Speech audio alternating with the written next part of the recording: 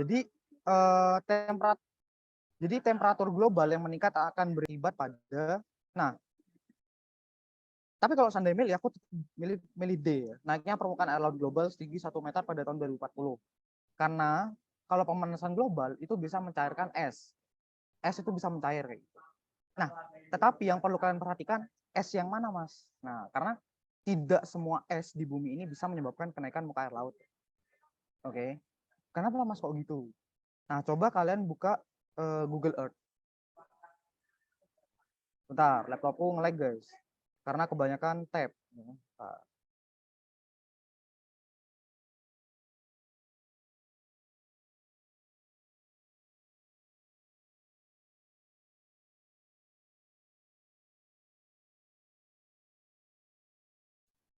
Sebentar ya, teman-teman. Aku masih buka Google Earth. Share screen. Pro. Oke. Nah, kalau kalian perhatikan di sini, bagian kutub utara tuh nggak ada esnya ya. Nggak kelihatan es. Kenapa, Mas, kok kayak gitu? Karena es di kutub utara itu iceberg, berupa iceberg. Dalam artian es yang ngapung di atas air.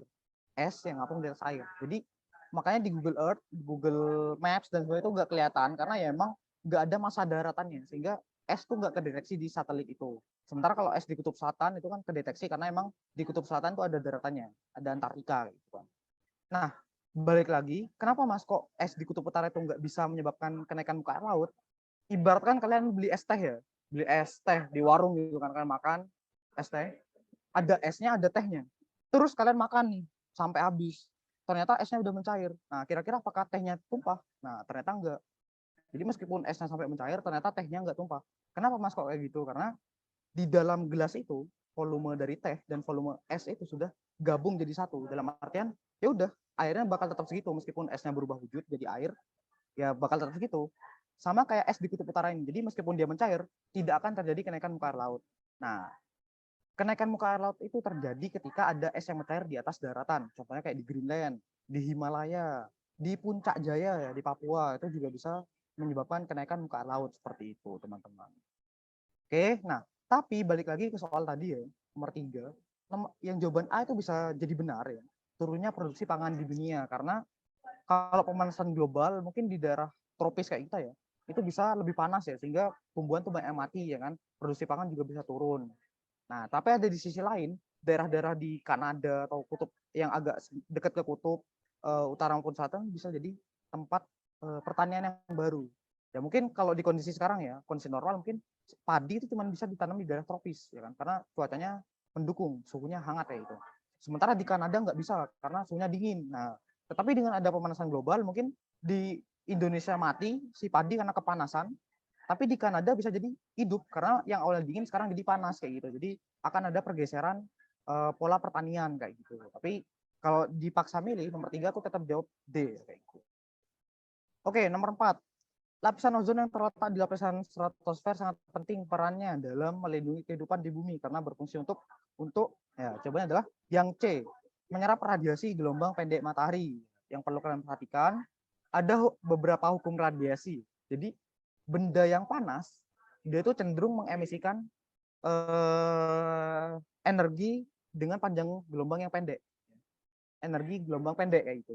Benda yang panas. Sementara benda dingin itu dia mengemisikan energi gelombang panjang. Nah, itu sesuai dengan hukum Wien. Ya, kalau kalian belajar fisika nanti di kelas 12 ada hukum Wien, WIEN. Itu benda panas itu mengemisikan energi gelombang pendek, sorry. Ya. Benda panas mengemiskan gelombang pendek, sementara benda dingin mengemiskan gelombang panjang kayak gitu. Nah, makanya kalau kalian perhatikan matahari itu ada sinar UV, ada cahaya tampak dan sebagainya itu gelombang pendek seperti itu. Jadi jawaban A ini salah ya, karena dia bilang gelombang panjang ini salah. Memantulkan cahaya matahari itu nggak cuma di stratosfer, nggak cuma di ozon, tapi semuanya bisa. Makanya ini kurang tepat ya itu. Karena yang ini tanya pertanyaan khusus untuk ozon.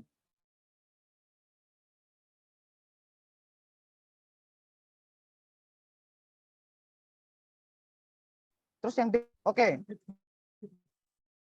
Kebetulan di sini soal meteorologi untuk OSP kayaknya udah semua aku bahas.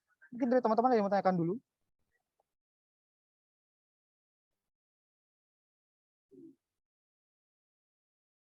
Apakah ada yang tanyakan dulu teman-teman?